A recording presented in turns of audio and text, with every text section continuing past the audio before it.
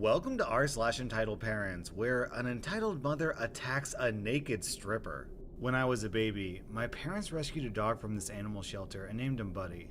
Buddy was half German Shepherd, half Golden Retriever. We called him our Golden Shepherd, and he was the perfect family dog. As the years passed, our family grew fairly larger. My parents' religion encouraged lots of children, and Buddy saw each of us and our pet rabbits like his own puppies. He would let us snuggle with him and use him as a pillow, and I think he thought he was a human since he would only walk on the sidewalk, only lay on blankets from our beds, and chasing a ball or stick was absolutely beneath him. What a quirky boy.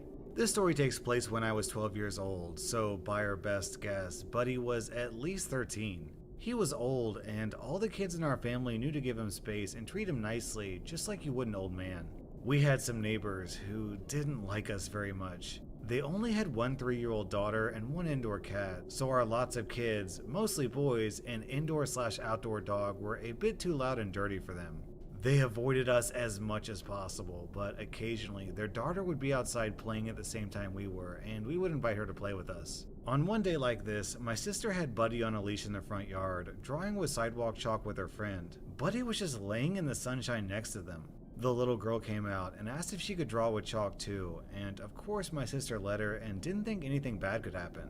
The girl, being 3, draws for a bit, then runs off, comes back to draw some more, then runs off again, and my sister doesn't worry about her because she's just being a toddler. After a bit, this little girl tried to climb on Buddy's back like a horse. My sister stopped her and explained that Buddy's an old man and that hurts his back. The little girl nods and runs off. After a little while of everything going fine, with the little girl running up to color and then running away, she tries to climb on his back again. My sister again corrected her, explaining that that hurts Buddy and we don't want to hurt him, so please don't climb on his back. The little girl says, "Okay," and runs off. This time, my sister moved to a different spot, a little ways away from where the girl was playing, and after a while, stopped paying attention to where she was. This time, the girl came back and climbed on Buddy's back a 3rd time. Just as my sister noticed her and started to say something, Buddy growled. The growl startled the little girl and she lost her balance, fell off, and hit her face on the sidewalk. When my sister took her to her house to get her parents, they were convinced Buddy bit her. They wouldn't listen to my sister's story and insisted the scrape on the daughter's cheek was a dog bite, even though it was clearly a wide sidewalk scrape, not teeth marks. Buddy had no history of biting, even though he was always surrounded by kids, and my sister was there when it happened and saw the whole thing. I even rushed outside to see what all the yelling was about, saw the scrape and saw Buddy just sitting there with his head down like he thought he was in trouble. Poor old dog wouldn't hurt a fly. In a dramatic to-do, they rushed their daughter to the hospital and got her cheek bandaged up. Remember, it was just a scrape, but okay. And sought out a military police officer with experience working with attack dogs who told them that once a German Shepherd tastes blood, they'll never stop trying to kill that person. They came to us that night and demanded we put our dog down because he'll try to kill their daughter. My dad was very reasonable and understood their fear, so he said he would talk to the family and get back to them. When he told us they wanted to kill our dog, we all started crying and hugging Buddy and begging Dad not to do it. My dad was a big softie, but could be fiercely protective of his family. If anyone made us cry, it was all over. The next day, he told the neighbors he believed my sister that the dog didn't bite their daughter, and he was just old and trying to protect himself from being hurt by her again. They didn't take this well, and from then on, they would call their daughter inside whenever they saw us, with or without the dog, and tried spreading gossip about us with the other neighbors. Everyone else liked us though, so that didn't go anywhere. Long story short, the mean neighbors moved and Buddy lived to the ripe old age of at least 17. He died after a long battle with cancer on my 16th birthday. I went with my dad to put him down and put an end to his suffering. I didn't want him to feel abandoned on the last day of his life when he had always been such a good dog. So, did anyone else notice that these parents let their 3-year-old toddler daughter play outside without any supervision? Those people honestly sound like garbage to your parents. Our next Reddit post is from the real Slim Grady. An entitled mother breaks my friend's window while she's playing with herself, and a lot happens, lol. My college friend Emily called me recently to tell me something that happened like 15 minutes ago. Emily was alone in her apartment where she was on the ground level and had the window shades closed, but the window cracked open as she told me that her central air is often broken and it gets stuffy. Important info. She was doing as this post is titled, having alone time, and was nude doing it, and she said she was being very quiet. When she hears the sound of her window squeak and this young boy's face pops in through the blinds and she screams. Emily's on the other side of the room and this kid pulls out a phone and takes a picture while she's recoiled and runs off. She told me initially she was shocked and pissed, but she's used to it as she works as an exotic dancer and has a plethora of other inappropriate conduct stories, and just decides to stay out of it and not get messed up in whatever terrible adult parents that child. She told me after she started again, she heard a scream of a woman outside. "No, that's illegal!" And what do you know, a few seconds later and rapid banging on the door starts and Emily just grabs a blanket to cover herself and goes into her bathroom. Her apartment is very, very small and essentially one room, so when what happens next happened, there wasn't much room for her to use. After prolonged banging on the door, the woman moves to the window and starts banging on that and yelling, "You cannot be indecent in front of children. This is illegal and I will have you arrested, pedophile." And things of that nature, when lo and behold, glass isn't that strong, and after a few colorful phrases, the woman's hand passes straight through the pane and shatters it. She stops for a second and then pokes her head in first, saying, "This is not breaking property as you are the aggressor," and then she continues. Emily is very freaked out at this point and calls the cop while the woman is yelling. She told me the cops had to ask several times to repeat as the entitled mother was screaming things about abuse and how her poor baby boy will need therapy after what she showed him. She said a couple of officers would be over and she hung up. The entitled mother will not shut up and pulls out her phone and starts recording, telling her phone the story she created and informing the imaginary audience about this pervert and how she's going to get Emily on a blacklist and calling her a molester. Now, Emily is a real strong lady in my opinion. She's had to deal with a lot of entitled people, and I have many stories starring humanity's most choice people, mostly nasty men. So she can be very calm and collected in these scenarios. She said she calmly walked over and tried to close the window and push the mother's head out. Her window is one of those ones with an upper and lower part, and she brought the upper one all the way down, which leaves maybe 6 to 7 inches of space at the bottom.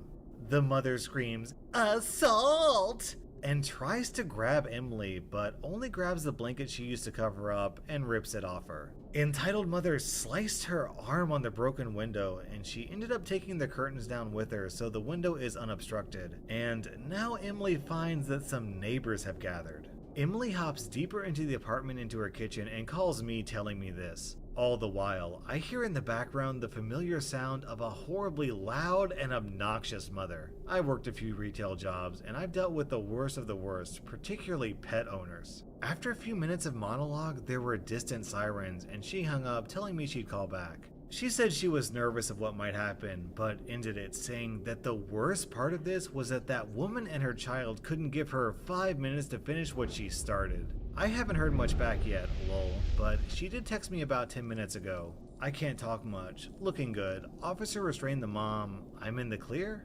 Update. So I called Emily and I got some updates. 2 cars arrived at her house with 3 officers. One was checking the window, another was tending to the kid, while the kid is crying at this poor cop's feet, as the cop and another talked to the mother, who apparently was yelling for a while but had calmed down a lot by now. Emily came out of her apartment after dressing herself, and one of the cops talking to the mom steps aside to get Emily's story, keeping the parties apart as to keep from affecting story retellings. She tells him what happened and asked about easy ways to deal with this without too much action. All she wanted was repair money and to be rid of the situation.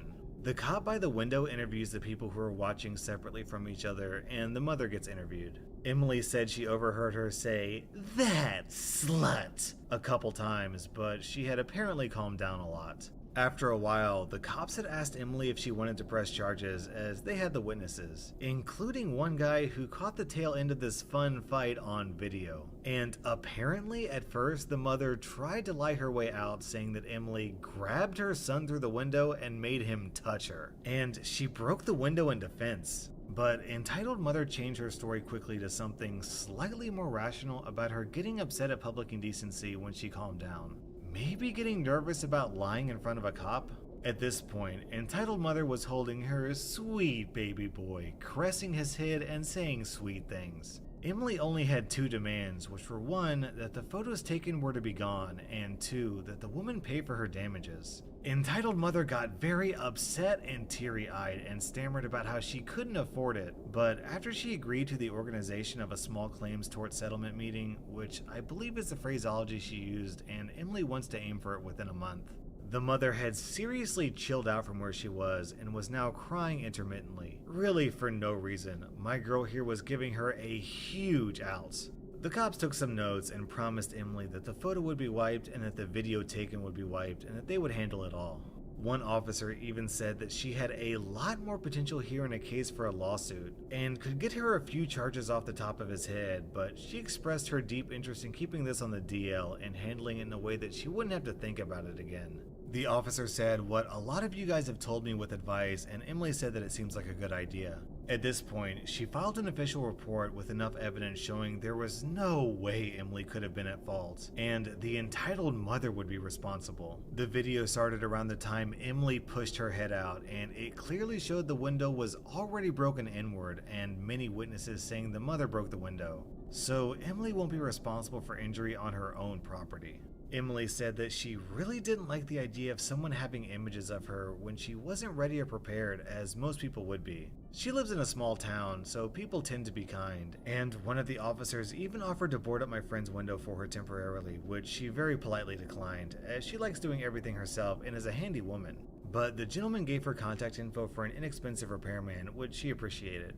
The officers gave her some info and helped exchange info with entitled mother, and Emily just turned around to go back inside. Before she left, the mother stopped crying and she heard her say to the officer that she would pay the cost of a window and not a penny more. I did nothing else wrong. Followed by an audible sigh from the officer.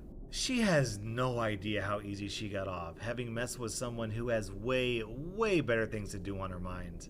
I guess the moral of the story is don't interrupt a lady when she's doing very important business. Emily signed off by saying, "I'm not even in the effing mood to finish. This was all such a mess. I'm so overstimulated." I lost it at the image of this woman breaking the window, being paused like, "Oh, I broke the window." And her first response is to stick her head through the window so she can yell more. What a nut job. Our next Reddit post is from Dad is Alex. For clarification and understanding purposes, I have a medical condition in which my blood circulation is extremely weak. My average resting pulse is at around 45 beats per minute. When I sleep, it can go down to 30 beats per minute, endangering my life. When I'm physically active, not resting, etc., my pulse rises to around 60 beats per minute. A pulse of 70 beats per minute for me is like 130 beats per minute for someone with a normal or healthy blood circulation, so I pass out extremely easy. Therefore, I need to be super careful about my movements, actions, and stuff, or else I'll get knocked unconscious in seconds of just standing up. I never thought I'd encounter an entitled parent myself, but unfortunately, I did yesterday.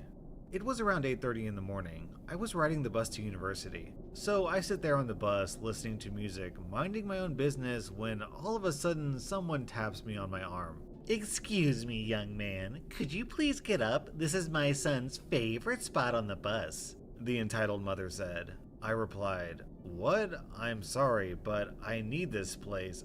Come on, there's plenty of room for you to stand. Just get up and give us a spot." "I really can't. I'm sorry. If I get up now, I'll..." "Ugh, just get up. You seem fine, nothing wrong with you. You're just lazy and don't want to stand." While I'm trying to explain to entitled mother that I have a certain condition in which I need to be careful about my movements because my pulse and circulation is so extremely weak and fragile, she keeps on screaming about how I was stealing her son's happiness and how lazy I am for not standing up for a mother and her child. I was feeling my pulse rising because of the argument and stress this lady was causing me, and I got extremely anxious. I didn't want to pass out on public transport. Her son looked really uncomfortable through this whole argument and at one point tried to tell entitled mother to just leave me alone. The rest of the bus, of course, caught attention to the situation. All of a sudden, entitled mother grabbed my hand and tried to take my pulse. "Your pulse seems fine. What's wrong with you? Why can't you stand up?" Her grip was so firm, it left marks of her nails on my skin. She pulled me out of the seat, leaving me standing on the bus with an already way too high pulse for me in my condition. I tried to walk a few steps to find something to hold on to so I wouldn't fall. But it was already too late anyway, and I fell to the ground, going unconscious in the middle of a bus. What happened after that, I don't quite know. I gained consciousness laying wrapped up in a blanket on the pavement, surrounded by paramedics, the police, and the bus driver.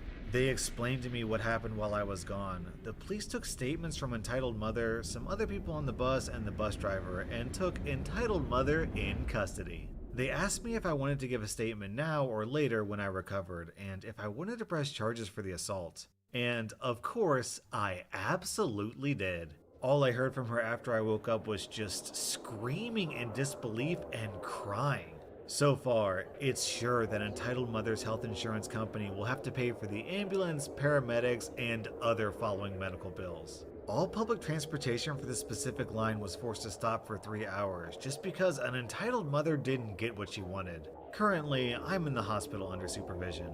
I'll be released once they're sure my pulse and circulation is a little stronger.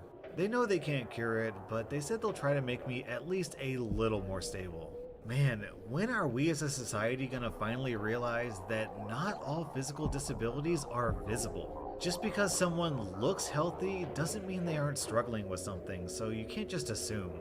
That was r/entitled parents, and unless you want an entitled mother to attack you the next time you're having fun by yourself, then you'd better hit that subscribe button. Today's video is sponsored by Bombfell.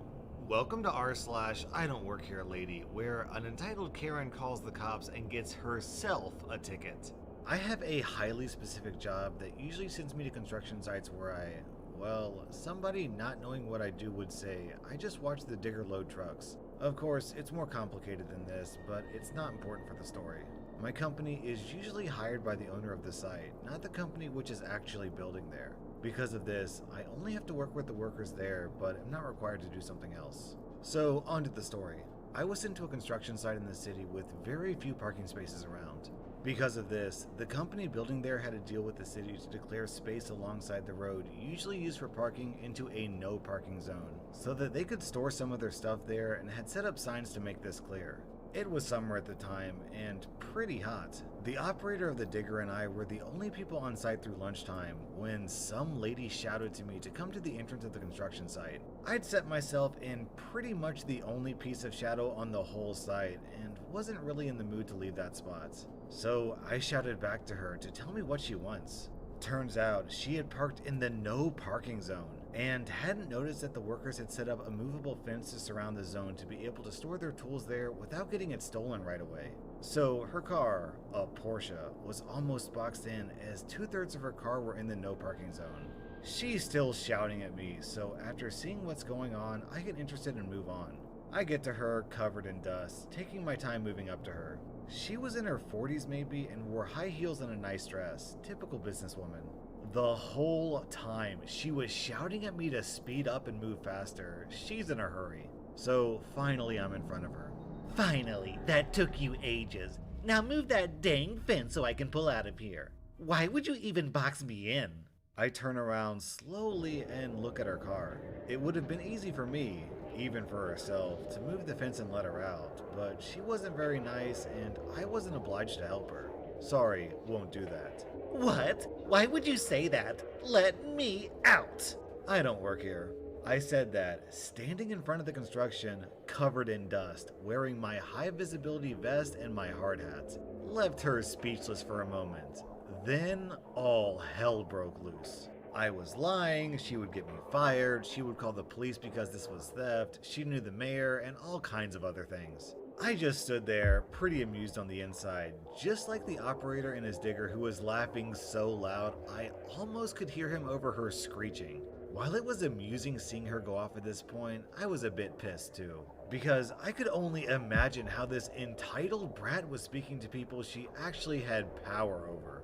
While she was in her tirade, two policemen turned the corner. She must have noticed the grin on my face because she abruptly turned around and saw the two approaching her car. Finally, someone who can help me. Tell this douchebag to move the fence so I can pull out. The two policemen looked at her and then at her car, finally at me. One of them walked to the vehicle and the other approached me. What's going on here? She ordered me to let her out of the no parking zone, but I don't work for this building. I pointed to the big signs where the well-known building company advertised itself and to my name tag. I wear one on my high visibility vest with my company's name on it. The policeman understood very fast. These no parking zones are pretty common in the city. He walked over to his colleague, who was the target of the woman now, and said a few words to him. He pulled out a small book and began writing a ticket. Only then did it dawn on the lady that she was in trouble. She still kept shouting that she did nothing wrong because she was boxed in and wouldn't be in the no parking zone if only I would let her pull away. He doesn't work here and you're parking in a no parking zone. Here's your ticket. He handed her the ticket and moved the fence to let her pull out. She was standing there a few seconds with the ticket in hand, speechless. Then she got in her car, giving me the stink eye, and drove off. I tipped my hard hat when the two policemen continued their walk and went back to tell the digger operator what happened. Had a good laugh after all. Our next Reddit post is from HGA 2001. This happened maybe an hour or so ago to my friend Topher, and he gave me permission to post it here because we both found it so funny. Topher, who isn't deaf, is fluent in American Sign Language thanks to his job and his degree. To practice, and because he likes the people there, he volunteers at a local deaf community center 3 times a week. Today was a regular volunteering day, and he was asked to check and see if the local Wally World had party supplies for a surprise birthday party they were planning for another volunteer. Topher agreed, and off to the local Wally World he went. As he didn't have anything clean to wear, he was wearing a blue polo shirt and a nice pair of khakis, which also happened to be the same colored uniform most of the workers at Wally World wear. Topher was heading to the party supply section when he heard the classic war call of the Wild Karen. Ahem. Topher turned around and saw a classic Karen. Short Captain Marvel haircut, leopard print leggings, a too tight black shirt, and a face that looked like she had smelled a fresh turd. Because he had spent all day using ASL, Topher was on what he liked to call sign language brain, where he'll sign on reflex. He signed, "Do you sign?" to her. Upon seeing him sign, she grimaced before shouting in a slow voice, "I need help. Do you understand?" Topher was about ready to tell her that he could hear her and to screw off, but he decided to have a little bit of fun at her expense. He held up his hand as if to ask her to wait, took out his smartphone, put it to the notepad app and typed, "Type here what you need and I'll help you find it." This humble response would make any normal person realize their bad manners and apologize profusely. But then again, I think everyone who's read or experienced an I Don't Work Here Ladies story knows Karens lack this ability. So for the next 20 minutes, Karen ordered Topher around. She had him grabbing stuff, only to put it away when it was squashed or bent or dinged, etc.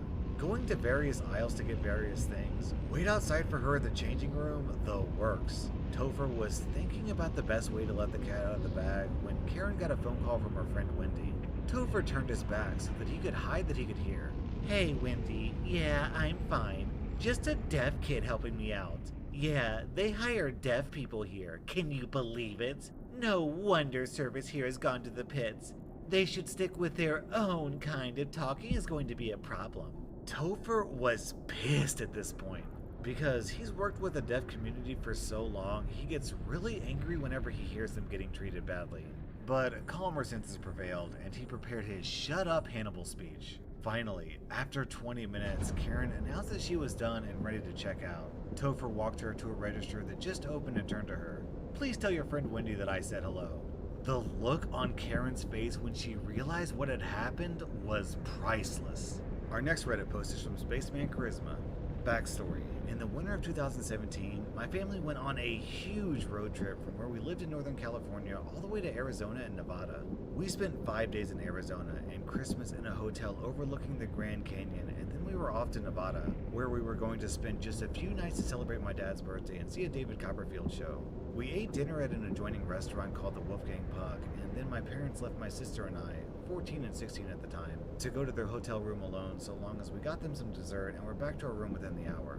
We We got Black Forest chocolate cake and some rum and raisin ice cream and headed back upstairs, along with the leftover food from dinner. When we reached the 8th floor, we stepped out and began walking to our room, down the hall and to the right. Just as we turned the corner, a door to our left opened. An irate-looking woman stepped out, tapping her foot impatiently and staring expectantly at us. Finally! It shouldn't take you over an hour to deliver some gosh darn cake. What do you... She grabs for the food I'm carrying. The dessert. My sister had the leftovers. Give those here. I'm a paying customer. I won't stand for you mouthing off like that. Hey, what are you doing? That's my food. I jerk back. My sister is already several feet back, looking amused but also worried. Probably about the cake, not me.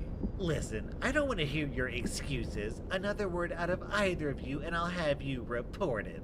What the ever-loving flip are you on about? We are effing guests at the hotel, and you better stay the F back. The waiter comes around the corner. In front of him is a huge cart that's literally piled with food.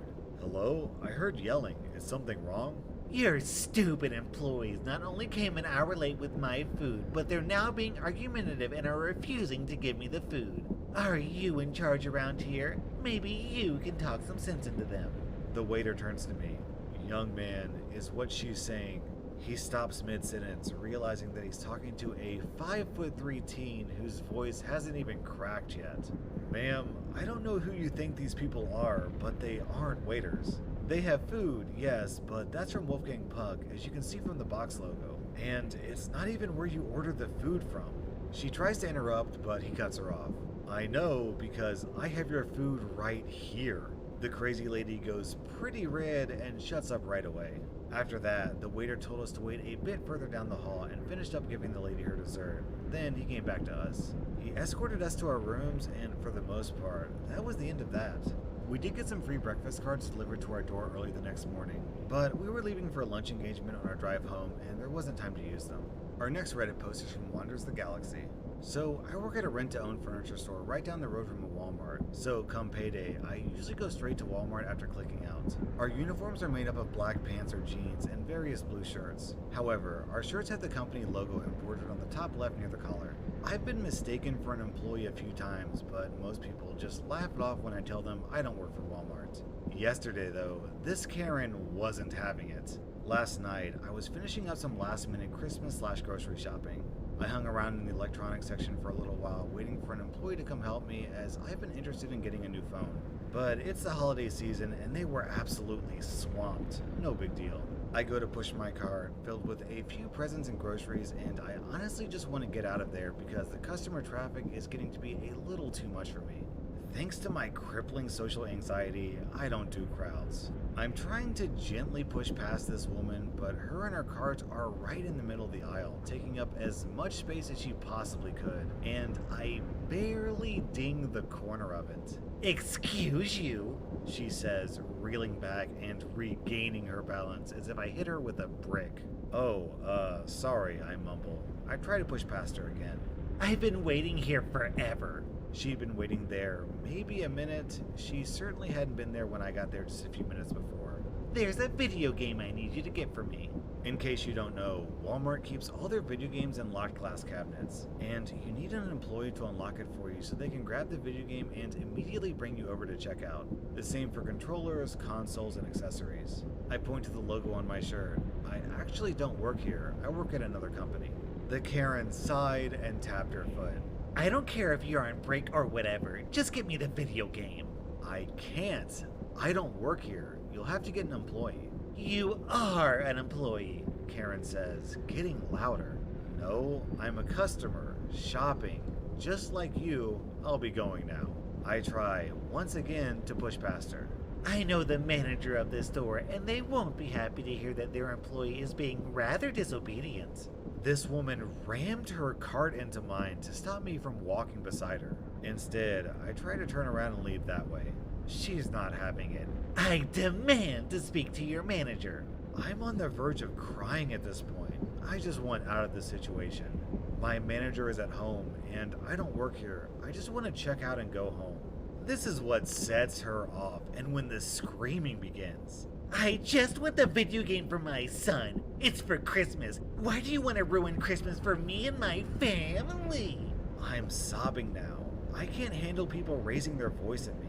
I don't work here, I cry at her. Yes, you do. Get me the video game. One of the employees in electronics finally gets through the line of people they were checking out and came over to investigate. He looks at me, sobbing like a child, and then to Karen, and his shoulders slump, like he knows what's going down. What seems to be the problem here? He asked me. I try my best to explain that this crazy woman is screaming at me and somehow thinks I'm an employee. But I'm blubbering and I can't get too many words out, so Karen takes it upon herself to tell the employee what happened. Your coworker here is being extremely rude. She's been cursing at me and slammed her card into mine several times to get me to move. I asked her to get a video game for me, but she told me to F off. No, I yell, but that's really all I can manage to choke out. The employee looks down at my shirt and sighs. Ma'am, this young lady doesn't work here. She's an employee in another company. Karen puts her hands on her hips and rolls her eyes so hard I thought they might roll right out of their sockets. I just need someone to get me the video game for Christ's sake. The employee leans on my shopping cart. We're pretty busy over here. I don't know if you're aware, but Christmas isn't just 2 days. I'm sorry we were unable to get to you in a timely manner, but being impatient isn't an excuse to verbally abuse another customer just because their shirts happen to be blue. You people are insufferable. I'll have you know that I'm friends with the manager and he'll be hearing about this. I'll be taking my business to GameStop. She starts to walk away, and I think that's the end of it, but no. For her finale, Karen pushes her cart over, sending everything that was in it skidding and sliding across the floor. She stormed off, like Karens do, but not before the employee could wish her a happy holiday. I thanked the employee as soon as I could get the tears to stop flowing, and I checked out as fast as I could. The lesson I learned: not to go to Walmart under any circumstances during the holidays. Well, of course she knows the manager. When you call the manager every single time you go into a business, then eventually you get to know quite a few managers. I hate shopping for clothes. Not only is it pure torture, but on top of that, I don't have a clue what's fashionable nowadays. That's why I like to use personal stylist services like Bombfell. It's pretty easy. Basically, you take an online style quiz, you preview the stylist picks before they ship, and then you try it on at home. And if you don't like it, you just send it back and get your money back.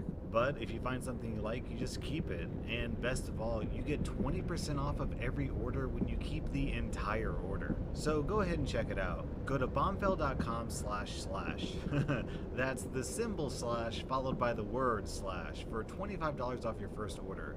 That's bombfell.com, the symbol slash, and then the word slash.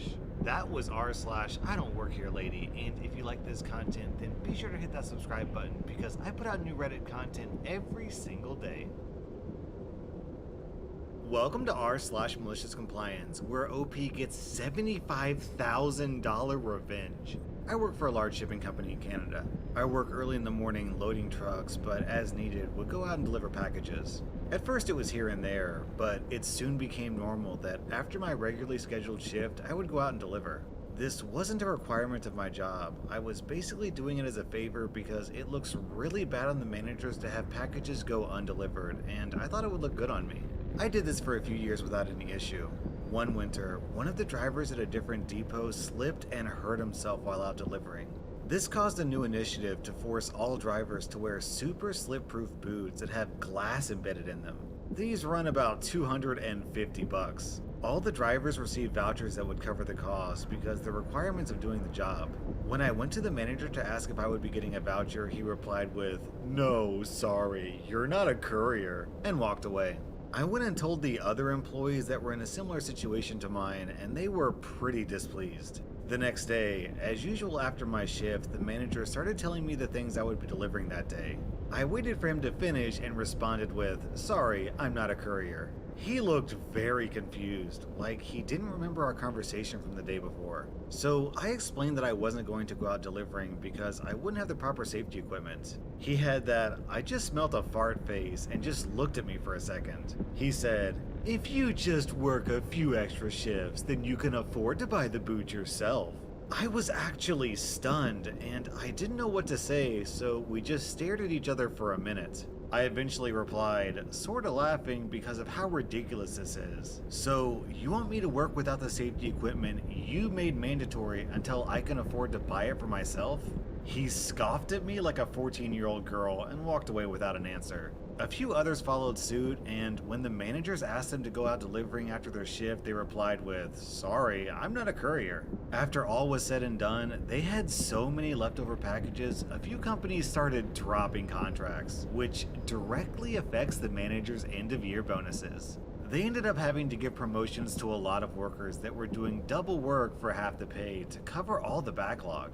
So we all ended up getting paid more to do less, and best of all, we finally got our safety boots, lol. Our next Reddit post is from Wheaton Walker. Many years ago, I worked as a maintenance technician on an automated assembly line. It was my job to perform quality edits throughout the section of the line where I worked. If something didn't pass inspection, then I would put the product on hold and test additional samples. Whenever this further test failed, I would stop production, notify the lead or supervisor, and then troubleshoot and repair the machine in question. For a few years, I worked the night shift. The night shift supervisor, who I'll call TD Gray, had a habit of vanishing for most of the night.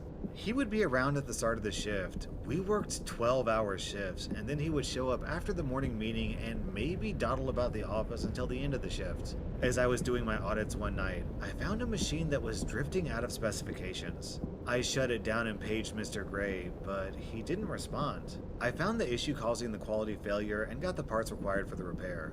The repair took about an hour, followed by testing of 100% of the product for a few minutes. Meanwhile, TD Gray returned from the morning meeting. He was angry and walked straight up to me and asked who authorized me to shut down his machine. I tried to explain that it had failed an audit and that I was just following procedure. TD wasn't interested in anything I had to say. Apparently, during the morning meeting, he reported that our area was running with no issues. An engineer who would walk our area each morning contradicted him and said that the technician had one of the machines down for an hour and was just now releasing it to production. TD gave me a written warning and told me that I do not have the authority to stop production without his approval. A month or so later, a similar situation arose and I tried paging Mr. Gray, who didn't respond. I should mention that this was well before cell phones, and no, we didn't carry pagers. To page someone, you had to call the reception desk and they would page them over the PA system. Since there wasn't a receptionist at night, this function was handled by a security guard. I told security to page Mr. Gray every 5 minutes until he responded. They wanted to do it every 30 minutes, but I insisted on nothing less than every 10 minutes, and I also wanted them to log each page. This was normal procedure, but they often would just record one entry in the log regardless of how many times they repeat the page. When the engineer came in, he looked at my audit sheet and asked me why I hadn't stopped production. I explained that I had been told I couldn't without Mr. Gray's approval. I also told him that security had been paging him every 10 minutes since I found the issue. The engineer stopped production and told me to begin repairs. He then got a copy of the log from security and went to the morning meeting. When TD Gray reported that all machines were running with no issues, the engineer spoke up and asked why security had been paging him every 10 minutes for over 3 hours. I never did find out where Mr. Gray went every night or what he did, but he soon had more time to do whatever it was. Looks like there will be no pay for Mr. Gray. Our next Reddit post is from Hope We Sink. The house I grew up in was built on the side of a hill. Great views, but the geography posed some challenges for the city utilities, sewage in particular. Their solution was to put all the houses on the hill in what was called a shared line. Essentially, one big pipe ran through all of our backyards, just below the house's basements. Effluent would flow out from the houses, into the shared pipes, and then down the hill to the city sewer line by the bottommost house. When we moved in, we were at the highest point that it was possible to build on and still be part of that shared sewer line. But a few years later, someone bought a lot just over the crest of the hill and linked up with ours, without being part of the planned community that had an HOA that took care of the sewer line, among other things. And, in fact, they did so without the HOA's approval. And so, for the next 2 decades, my family would be the subject of near constant harassment over the state of the sewer. their end of the line was lower than ours by just enough that it would stop flowing and clog, often backing up into their basement bathroom and shower. They'd accuse us of diverting our refuse to their line because I guess we were some kind of plumbing wizards. Now, the reason nobody built a house on that part of the hill during the original development was that the soil wasn't stable, something hydrology related. Sure enough, over the years, the house would occasionally separate from the hill and slide down a couple of inches. But our neighbors had connections in the code enforcement agency, so the place never got condemned like it should be. They just had to shore it up and reconnect all the utilities. The thing is, the further down the house moved, the steeper the negative incline was from their sewer connection to our junction box, making the clogs and backups even worse. At one point, it got so bad that their sewer barely flowed. Some days, it got completely clogged. Somehow, this was our fault. They spent the next year calling us every time they tried to flush a toilet and poo came out of their downstairs shower. They called a plumber who said they had to redo their part of the shared line, and to do it, they'd have to bust through our 2-story masonry wall so they could get a backhoe onto our property and dig out the line. Of course, we had issues with this. We said, no, you will not come onto our property and tear it up with a huge piece of construction equipment. Hire human laborers or something. But instead, they hired lawyers who started slinging paper around. According to them, we were in violation of state law that specifically gave an implied easement granting a homeowner access through another's property to maintain their own. So we hired lawyers of our own who said that we basically had a choice. We could win the case, but pay a ton of money, or just let it happen. Either way, we'd be screwed. But they pointed out one important fact. That 20-year-old masonry wall wasn't in the greatest of shape anyway, so... A few months later, we presented them with a bill for $75,000 for the rebuilding of the wall, installation of a new set of stairs, replacement of the entire wrought iron fence that had separated the two properties, resodding, replacement of ornamental plants and shrubs, and some minor repairs to our sewer, which they had borked up while relaying their pipes. I'm not a general contractor, but my guess is that they could have hired pick and shovel labor to dig out that pipe and replace it with a new one for a fraction of that price. But no, they had to have a giant Caterpillar tread machine do it. They balked. But then we handed them a Xerox copy of the letter the lawyer had sent us with, pursuant to paragraph blah blah of the Common Code of blah blah blah, citing the next paragraph which stated that the person using the easement was 100% responsible for any damage that might be caused. They still balked, but my parents put a lien on their property that stayed there to the day they tried to sell, at which point they had to pay up or the purchaser's creditors wouldn't underwrite a mortgage. I think they had to pay interest too, but I'm not 100% sure about that.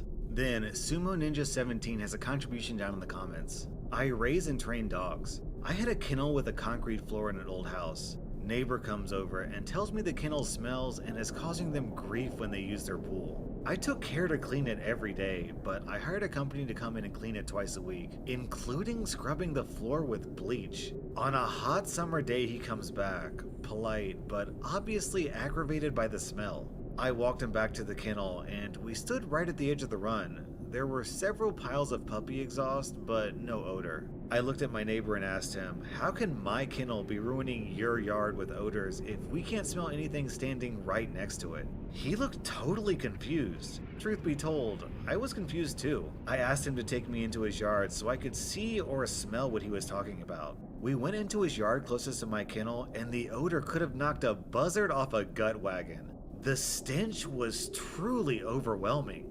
We gagged and made our way back to my yard. I told him that I now understood why he was so angry. I also told him what he smelled was not dog waste. He was smelling sewage. There's a difference between dog and human waste. He was more confused than ever. Short version, we found out that the farm behind us had multiple cesspools that were overflowing. They flowed downhill towards our yards. To my luck, the concrete floor of my kennel blocked the flow from getting into my yard, and since his yard was a low point, it all flowed into his yard. I joined forces with him to help fix the issue. The farm owners refused to do anything about the problem, until my brother-in-law, who worked for the water department in the water treatment plant of a neighboring big city, came to visit and looked at the issue. He said the issue was a major health issue and gave me the wording needed to make the owners fix the problem. Our health department came out the next day and deemed the farm uninhabitable. Basically, one small step from condemning it. The problem was fixed in a week. The farm owners dug up and filled in their 3 cesspools and connected their property to the local sewer lines, which were not available when the farm was built. It cost the farm owners well over $100,000 to fix the problem. And my next door neighbor and I were good neighbors until I moved. So, was anyone else expecting the neighbor to not listen to reason and continue to complain about OP? Maybe reading all these stories is giving me a cynical view of humanity. Our next Reddit post is from VW Beds. I had to make a business trip to another city, Brighton from my home Bristol. There aren't really any decent train connections without going via outer London, and you're talking about 4 or 5 hours train travel each way.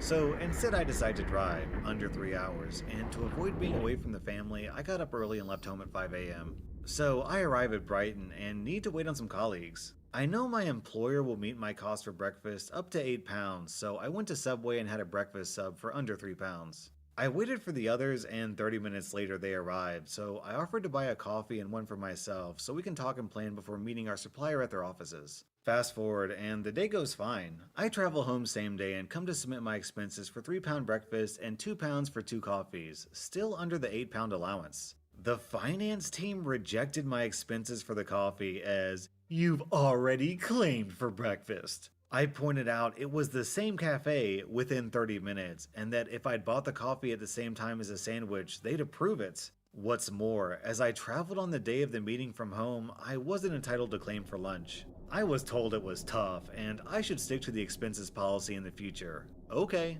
I've recently returned from visiting the same supplier as before. However, this time, I left work at lunchtime the day before to avoid traveling on my own time and ensure I arrived at a hotel during my normal working day. I then had an evening meal with drinks, a nice room in a city center hotel, a full buffet breakfast, and my parking and travel costs all covered. Since I traveled the day before, I'm entitled to claim lunch as I couldn't have taken a packed lunch from home, and lastly, since I arrived home after 8 p.m., I claimed not only for another evening meal on the way home, but a half day of time off in lieu for the time spent traveling home. At least I stuck to the expenses policy this time. Too long, didn't read, kept my expenses under £5, and got them refused due to not following policy. Followed the policy, and company paid about £400 of expenses. Violent Goth down in the comments says it best. A true example of saving a penny, spending a pound. Our next Reddit post is from Rachel Shee. Background story. I was hospitalized one night for a spine problem and waiting for surgery the next morning. I was in a big double bed room with another patient with a couple of curtains separating the 2 beds. The other patient was a stroke patient with no speaking ability or mobility, and she had a caretaker, not the patient's family. I was in agony, so the doctor gave me something strong to fall asleep, and it worked till 5 a.m. My caretaker neighbor, for whatever reason, started playing very loud music from her phone. I was jerking awake and pissed. It's 5 in the effing morning. Are you kidding me? Let me sleep. So I asked her politely to turn off the music or use a headphone. Surprisingly, she just ignored me, not even bothering to say a word. The music was so loud that the nurse came in and asked her to turn it down because patients from the next room were complaining. The caretaker told the nurse her employer wasn't complaining, so she's fine with the music. If there's a problem, they should talk to her employer, not her. Her employer wasn't able to speak and move. This is basically torture. Here's the malicious compliance part. I noticed my neighbor patient always went to physical therapy at 9 a.m. and her horrible caretaker would stay in the room and sleep till 11:30 a.m. Also, I made sure there's no other patients in the next rooms and told the nurse what my plan is. Then, I had my laptop and Bluetooth speaker with me and started to play the whole 2016 Tomorrowland playlist and turned the room into a nightclub. The caretaker was so pissed and screamed at me, saying she was sleeping and my music woke her up. Well, tell your employer to file a complaint against me to the hospital, or let your employer talk to me directly. Since then, my journey in the hospital has been 100 times easier. Our next Reddit post is from the Salty Potito. This isn't me, but my parents. They absolutely love to tell this story. Before I was born, and if I'm correct, while they were still in their dating phase, they lived in Alaska. Both of them worked very hard, and it was a bit of traveling considering Alaska has certain parts where cities are few and far between. My mother had been sleeping when my father had just gotten home from work super early in the morning. Both of them were exhausted. My father had been quite hungry since lunch wasn't really as filling as he needed. He's a 6'6", about 330-pound man, so it takes a lot. He made the mistake of waking up my mother, who is the queen of malicious compliance, to go make him something to eat. She grumbled but got up, walked to the kitchen, and came back and handed him a bowl of Cheerios. My father can be picky sometimes. He looked at her, looked at the Cheerios, and said, "Well, I was kinda hoping for something warm." My mother, wanting to be so nice for her tired, hard-working boyfriend, just took the bowl and sighed. All she muttered was, "Okay, I'll see what I can do," and went off to the kitchen. A few minutes later, she comes back with the same bowl and hands it to my father, who notices it is indeed warm. He was very pleased only until he realized she had microwaved the Cheerios and already gone back to sleep. Needless to say, he didn't ask her to cook at 2 a.m. again. And then OP adds that his parents have been happily married for 20 years, probably because the husband learned that critical lesson very early in the relationship. That was r/malicious compliance, and if you like this content, then don't forget to subscribe because I put out new videos every single day. Welcome to r/entitled parents, where an entitled mother steals someone's service animal. So today, I had to take my dog to the vet for her semi-annual blood test. She absolutely loves going to the vet and was super excited to go play with all the techs. Afterwards, we walked to the pet store just down the street because she's definitely on the nice list and deserves a new toy for Christmas. Now, my dog is an Akita, so she's pretty big and I understand that she's a little scary looking. She's also super gentle and seems to understand that kids especially can be intimidated by her, so when she sees new people, she won't run up to them, but she will get excited and start wagging her tail, which is adorable because it's a curly cinnamon roll. As a result, I don't feel the need to do anything like pull her away from scared people. I honestly think that only makes things worse because she'll always wait for them to close the gap anyways. So we walk into the store and it's pretty quiet. We're just walking towards dog toys and my dog is laser focused on the table of dog treats. A mom and her kid walk past and he points to my dog and calls it a wolf.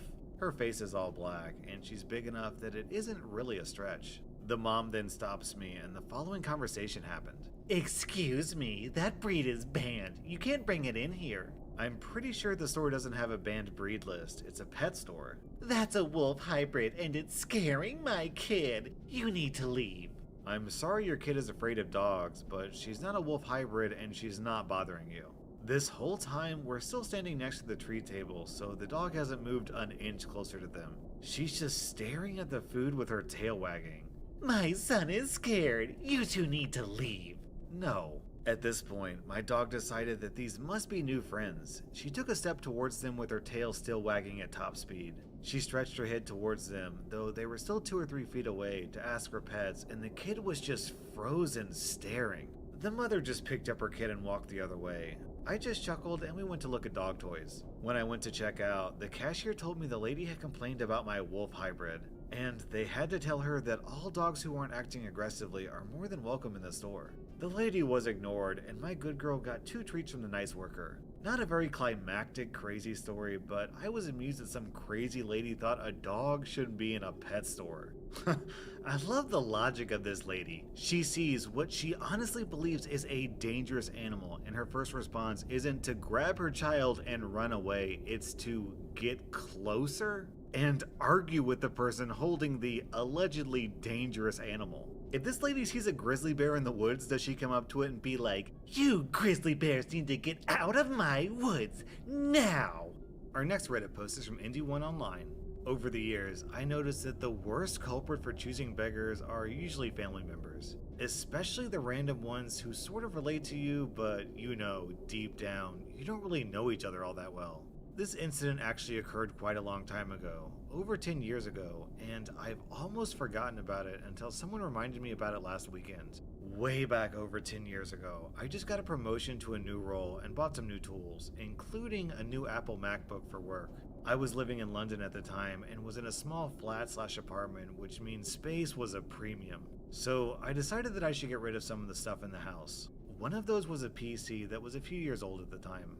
Back then, my grandma used to call me up every few days just to chat about stuff, and I mentioned to her about the promotion and the new stuff I bought and the old stuff I'm giving away. And being an old lady whose hobby was basically to phone call the family, she passed the news on to a few relatives. One of my aunts heard the news and told her younger kid. A few days later, my aunt and her kid called me up and said they'll take the computer. Great, come over to my place and collect it. They drove over the next day, and then it turned into a long argument with me once they arrived. For some reason, probably due to the fact that my grandma doesn't really know about computers and stuff, or my aunt misheard it, or whatever. They thought they were picking up my brand new MacBook instead of the few-year-old desktop. My aunt, being an adult, at least understood that it must be a miscommunication. My little cousin, though, was throwing a huge tantrum over it in my house. He kept going on about how sucky the specs of the machine is and how it would be useless to him. And bear in mind, he wasn't like an 8-year-old at this time. He was 13 years old. Still a kid, I know, but he should be at an age where he understands that his distant cousin is not gonna randomly give him a brand new computer just for homework. My aunt was trying to just get the computer out of my place, and I just wanted to get them and the computer out of my house, and my girlfriend just wanted all the crying. Yep, 13-year-old boy crying was quite a scene. Noises to stop so she could focus on her work. At the end, they just left, empty-handed of course, since the kid doesn't want the old PC and I wasn't ready to give him my new one. I thought that was that, but then later that night, my uncle, my cousin's entitled dad, called me up and demanded an explanation of why I backed out on a deal, and that was not the way to treat the family, etc., etc. The phone call ended with me hanging up on him, which led to a lecture from my grandma the next day over the phone and took me an hour to explain what happened. And that led to a lecture from her to my uncle, which led to more phone calls and an argument. My uncle complained that now his son has no computer to use, and I told him he can still pick up my computer, which is still sitting in my house at the time. I didn't get an answer until 2 days later, and he sent me a list of things he wants me to upgrade for the computer that I'm planning to give away with my own money. Obviously, I just ignored them at this time. And good job, my family always had a lot of drama, probably stirred up by my very bored grandma, come to think of it. So very soon, everyone was onto the new storyline to follow. And what happened to the computer? I ended up giving it to a neighbor on the same floor whom I've talked to a few times. They were in a less fortunate position than us, and their 2 teenage children at the time used to use the computers at school and the library for their homework. Once my girlfriend found out about that, it was a natural place to send my computer to.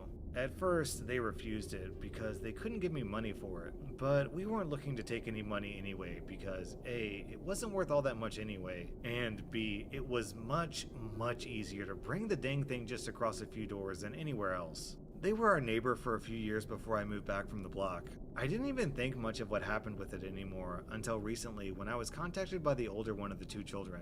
Apparently, he had just graduated from university and just started a job. We talked about a few things, and he thanked me again for giving him the computer all those years ago. Apparently, it's still being used by their parents at their home. It's funny how things can turn out sometimes. Pretty sure my cousin has still not forgiven me for not giving him a MacBook though.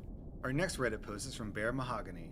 I have PTSD, depression, and, at the time, undiagnosed bipolar disorder. This will explain some of my behavior throughout. When my conditions got worse, I adopted a 1.5-year-old McNab Collie, a short-hair border collie / sighthound mix to be my psychiatric service animal. He looks like a small greyhound, but with collie's markings, head, and paws. He is insanely smart and picked up training really quickly. When I would have a panic attack coming on, he was trained to perform a very specific signal to get my attention and alert me to sit down while he tried to distract me. This is important later. My wife calls me a fainting goat because when I panic, I lose consciousness with little notice and drop wherever I am.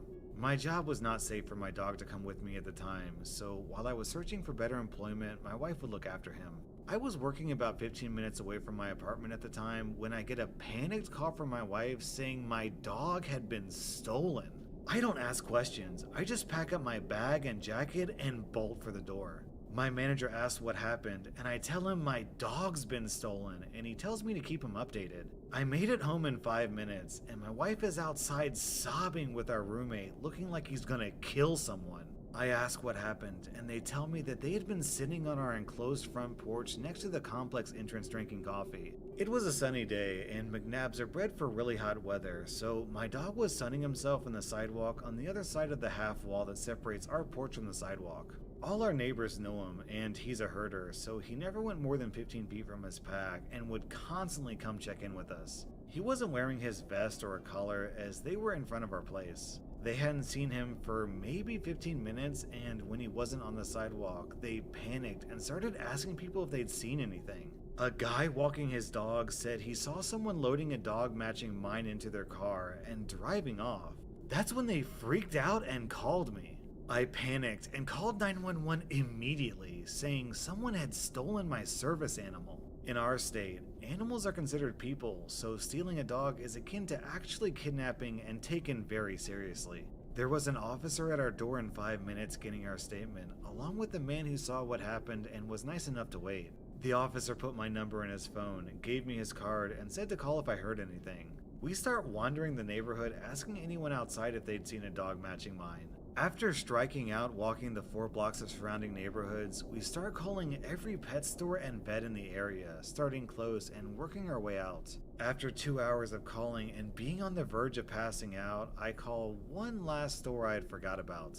They tell me there is a dog matching mine with the woman who has him on a makeshift lead in the store. I ask the employee to go over, say his name, and hold his hand up like he's signaling someone to halt. He does, and my dog does what he was trained to do, which is stand up and hug that arm to get my attention and break me out of my anxiety spiral. I tell them to keep them there, and I'll be there in 2 minutes. On my way, my roommate calls the officer, who says he's in an emergency but will call me as soon as he's done.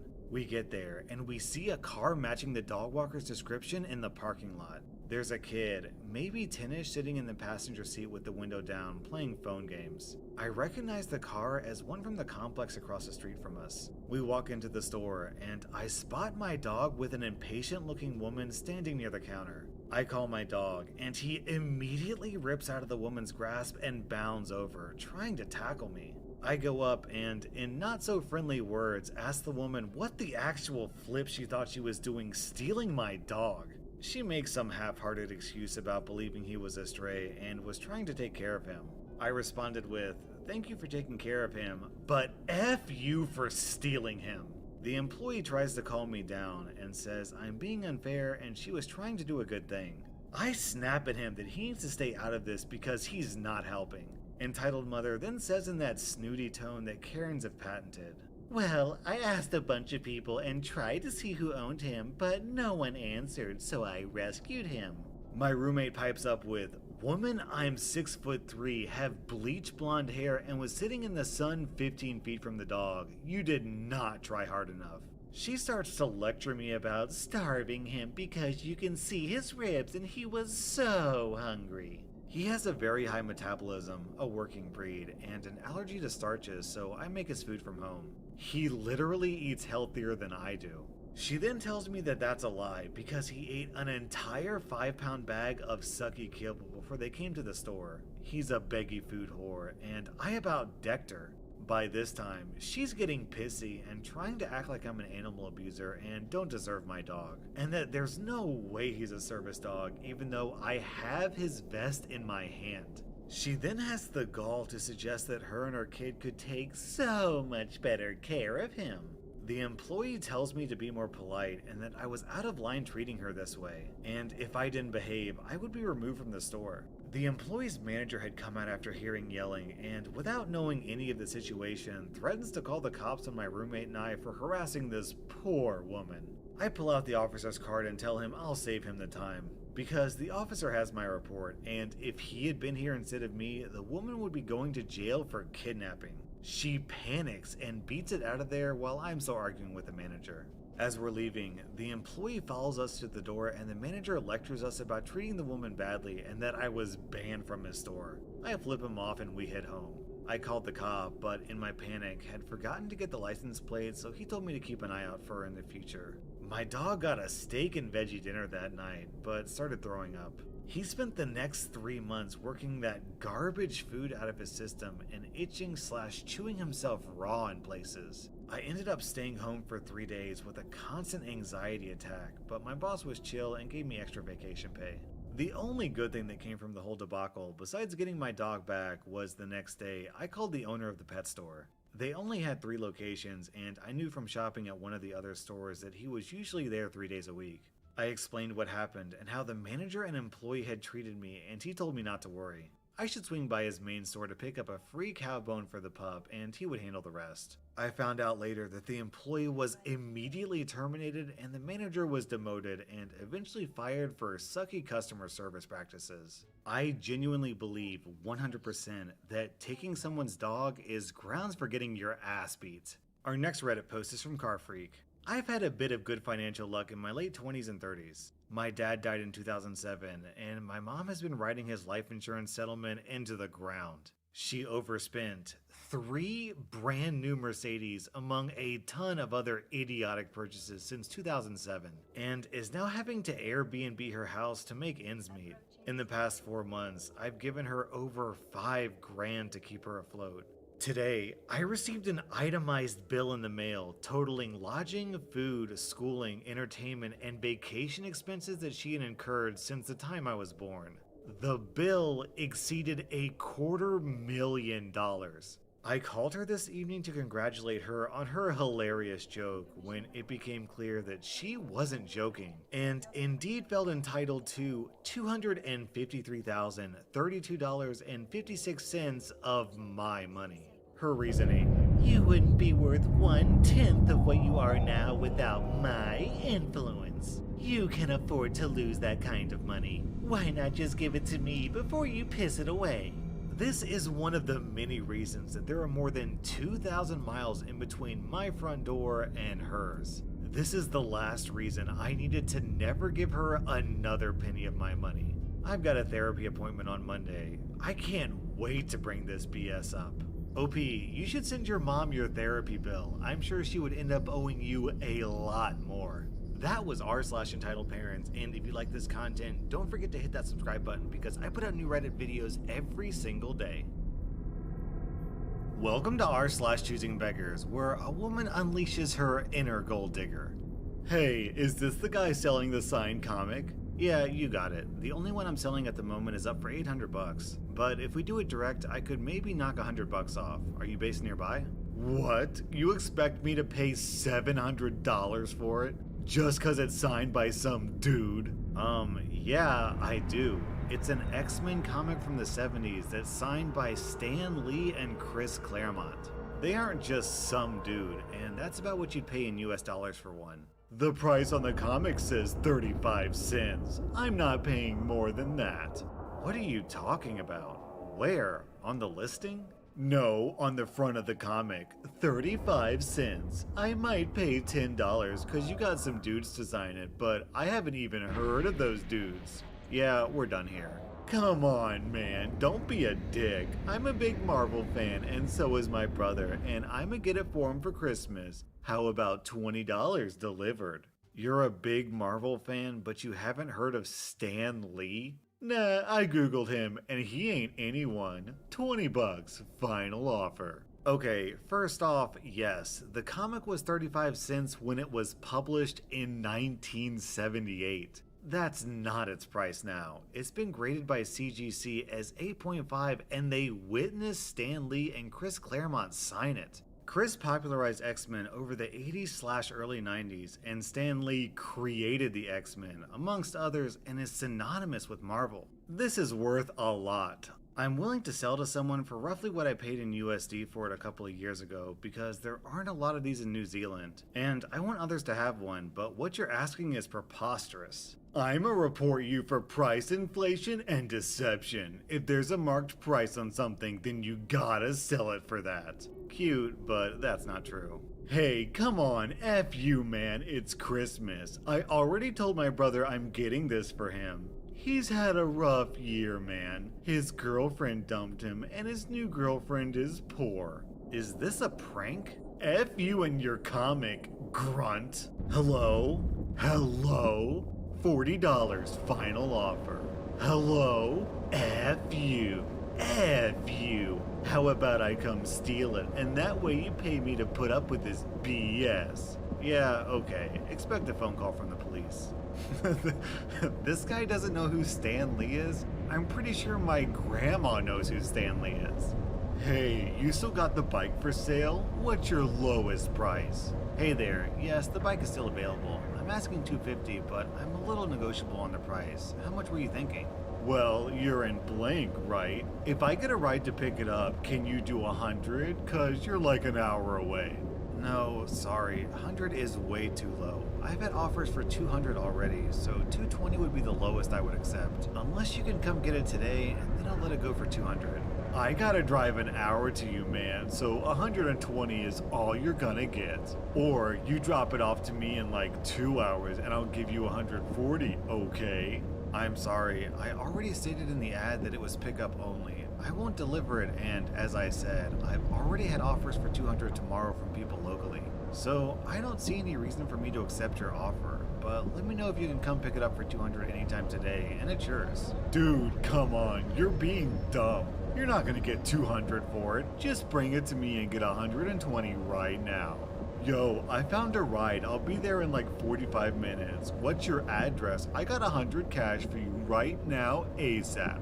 Hello? Dude, alright man. The offer is gonna keep going less if you don't reply, man. Right now, I got 80 for you.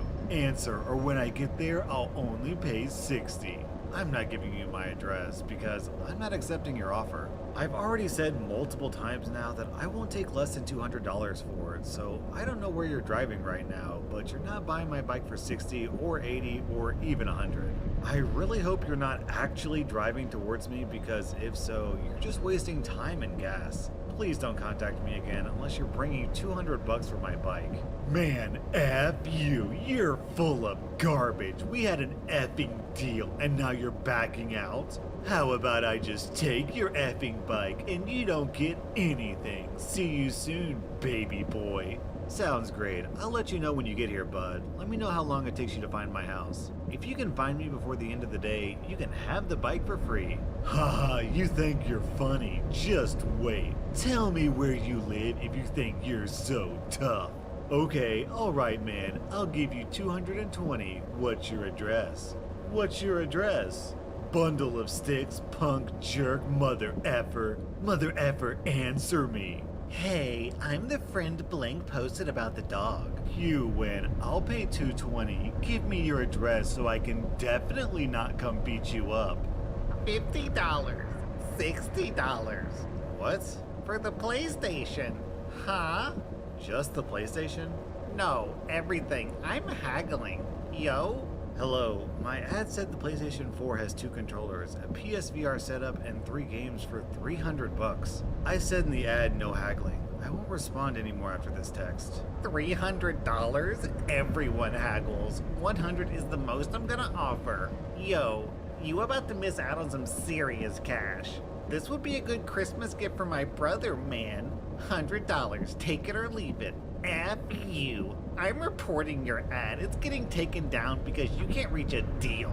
God, I love that exchange. Take it or leave it. Okay, I leave it. What? Hi, Beneful.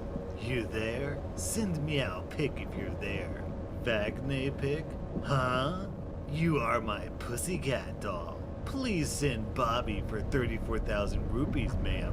Bloody slut whore, father flip, send neck day pic now. I ask many time. Please send it. Dying from cancer. One last wish to see your Bob, then I will take off life support so can die in peace. Okay, I did now. F you, Bick. Bye. Never contact me again. Hey girl, I miss you, frowny face. I wanted to ask you if you could paint some Air Forces with butterflies on them for me. I really like your work and I wanted to know if you could do them for me. Let me know. Hey, been a while. Yeah, I can definitely paint some butterflies on some Air Forces for you. It's gonna be $100. You just have to give me the shoes. Oh, wait, you want me to pay for them? Yeah, this is my business. I don't usually do them for free. Why wouldn't I? Well, I didn't think you would charge me, 'cause we're really good friends. I guess I just didn't expect that from you. I just wanted to support the business, but never mind. $100 is too expensive for the work you do anyway. I mean, honestly. Your stuff isn't even that good to be charging that much. You should do like $20 to be honest. Girl, what? It takes me almost 20 plus hours to finish a pair of shoes. Not to mention, they're all hand painted and I work really hard to come up with my own ideas. You said you really liked my work, and then whenever I said I was going to charge you, all of a sudden it isn't good enough? You said you want to support my business, but how are you supporting my business if I paint your shoes for free? That's not even being friends. Not to mention, this is the first time we've spoken in like a year. I know the worth of my art, and if you don't like it, I'm sorry, but it isn't free. Stop texting me. If one of my friends was an artist and I wanted to support them, I would literally pay them double.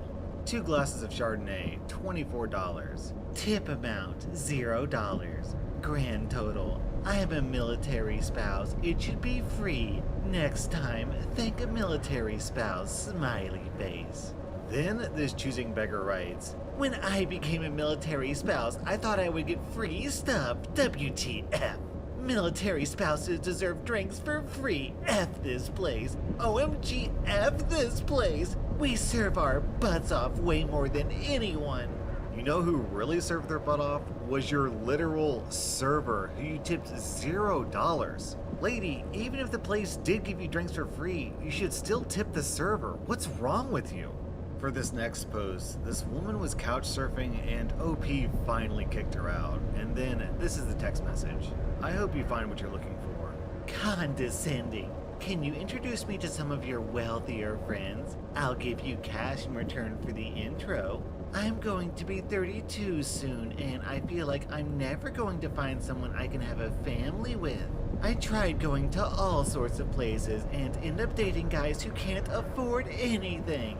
Then things fall apart and I end up getting hurt. It's effed up and I'm sick of it. I want the next guy I allow myself to care about to be in a place where he can afford to have a woman and a family. I'd pay you for the intros. If you know single guys who are looking for marriage or family building and can afford to do so. No age limit. Dude, is this girl literally asking you to become her pimp? On this next post, someone made a post online begging for help in fostering a dog for 2 weeks while a newly homeless family waited to move into their new home.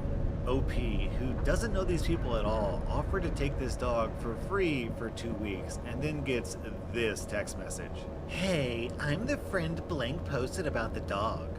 Then, literally 4 minutes later, Hello? Hi, sorry, I'm at work and can't be on my phone much. So, I guess you never found anyone to take him?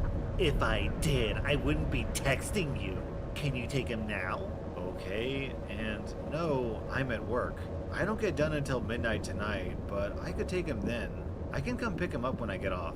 Huh? Are you effing serious? Why the flip would you even message Blank about the dog if you couldn't come get him? I messaged 2 days ago when I was off work. If you had texted me then, I would have been able to take him right away.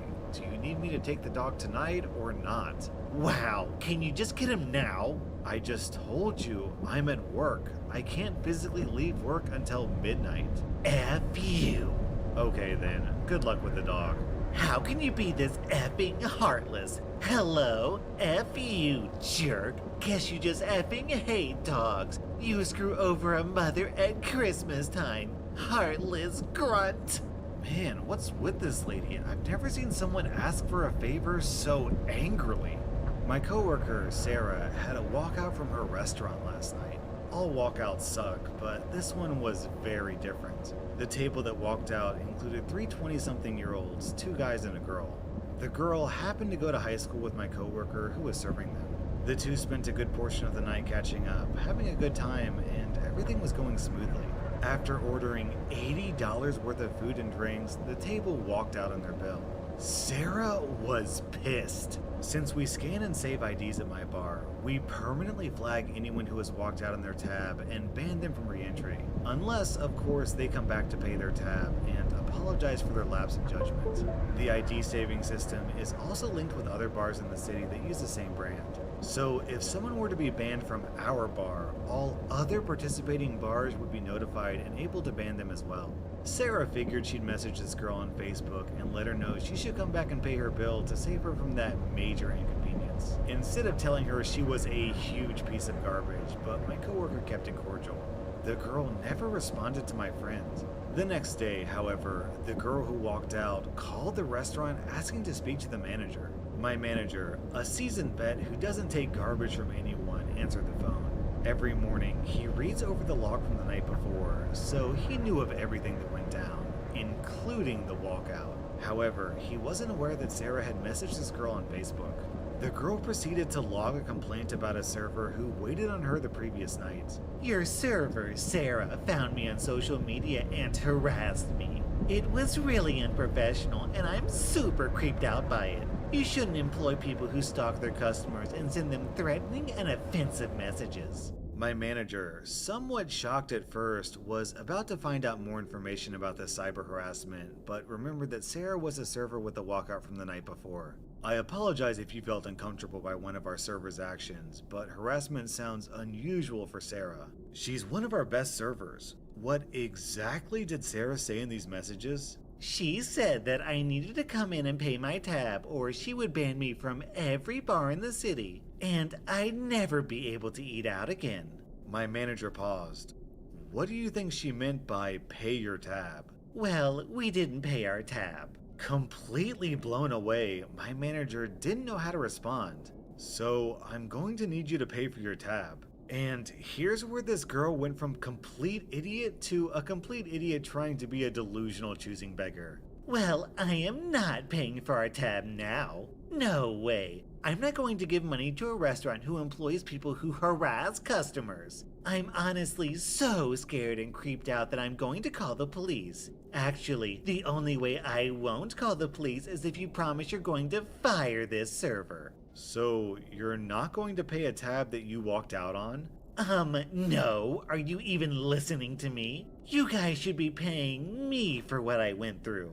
You should be lucky that all I'm asking for is for this server to be fired so I won't call the police. To buy some time to unpack the crazy my manager just heard, he told this chick that he'd talk it over with his supervisor and he would call her back.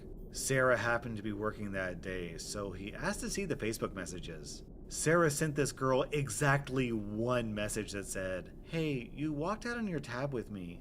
You can come in and pay it tomorrow. Just make sure you come in because the ID system will ban you from our place and maybe some other bars if you don't pay." My manager called this psycho back. "Ma'am, I just read the messages Sarah sent you on Facebook. Sarah was trying to help you. We ban people from our bar who walk out on their tabs. So when would you like to pay for the $80 plus an added 20% gratuity?" No, Sarah should have never messaged me in the first place. My social media profile is private. I want her fired. Well, that's not happening, and we'll be banning you and your friends if you don't pay for your bill. The girl was screaming at this point. I'm calling the police for harassment and piracy. You looked at my private messages. I'm not paying. My manager, laughing in complete shock. Okay, go for it. Tell them we'd love to talk to them too. Enjoy your day. Hello, police. I stole from these people and they treated me very badly afterwards, so I want them arrested and executed. That was r/choosing beggars, and if you like this content, then let me know by hitting that like button because it really helps my channel grow in the YouTube algorithm.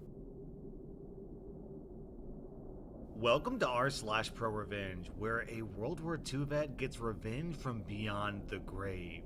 I've really liked this girl for a while that I met at a lifeguard certification course, and I talked to her while I was there, and I thought, ended up hitting it off. We exchanged numbers and social media and all that, and we messaged for a few weeks before I asked her out to a movie, which she accepted. We've been going on casual dates, nothing too serious, and we weren't hanging out at my place or her place, even though I'd hinted at the idea. For a few weeks before one of her friends, someone that was also at the lifeguarding course that I met and kept in contact with because he was cool, sends me this screenshot. Aren't you an OP going out now? Not really, but as long as he keeps paying for everything, I'll let him take me out more. Girls gotta eat. And why you gotta do him like that? Shrug emoji. He said he felt bad for me because I was nice and that she often does this to other dudes. After seeing this, I asked her to go on a nice date with me to a hibachi grill restaurant. $20 to $40 plates and premium desserts are served here. I got the most expensive thing they had, and so did she. We both got fancy ice cream and multiple refills on drinks. I complimented her a lot and smiled consistently before getting up to go to the bathroom and leaving. I was also her ride. About 45 minutes later, I get furious text from her saying that she had to have her mom come down and pay for it because she didn't have money on her and that we were done. I know it's not a lot and it sucks because I thought she was actually into me, but it felt pretty nice leaving her that way. Our next Reddit post is from Pikatira. Years ago, my mother and I had just moved to a new dog-friendly apartment complex. We had 2 dogs. One was a Bichon Shih Tzu and the other was a Terrier Poodle mix. Because of them, we were excited for the community dog park right next to our building. Also to note, our whole building was filled with dog owners, each with dogs ranging from small to huge. Our apartment was on the first floor in the back of the building, all the way in the corner. It was a nice private area for us with how the apartments were situated. Since one of our dogs is a terrier, he can be a bit barky when we're not home. Though, when we are home, we have a clicker to get his attention, and he's been trained to stop barking and come to whoever has the clicker. Due to our work hours, I was usually home in the morning and Mom was home in the afternoon, leaving him alone for a few hours during the day. After a month of moving to our new apartment, we received a note on our door. It was from one of the neighbors. It stated, "Dear neighbor, I understand that you are new to this complex, but it is rude to allow your dog to bark. It is ruining my sleep before I go to work, and my job is extremely important. I don't care how you do it, but shut your dog up."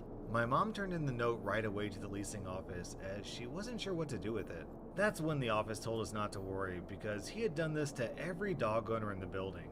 They did ask us to see if we can find ways to calm him down when we're not home. So we did.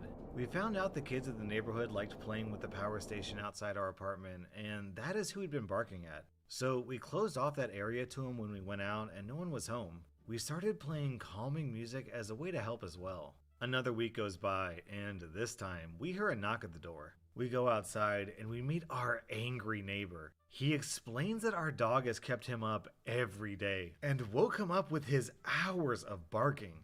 Both of us had been home that day, and our dog had been a good boy and had not excessively barked. I still remember what he had told us when I explained that. "I know what I heard. If you can't control your dog, then I'm going to call animal control and have them both taken from you. I did it before and have no problem getting rid of your dogs too. Then I'll get you kicked out for not following your lease, and I can do that because I'm very rich and the apartment needs my money. So do something to shut your dogs up, or else."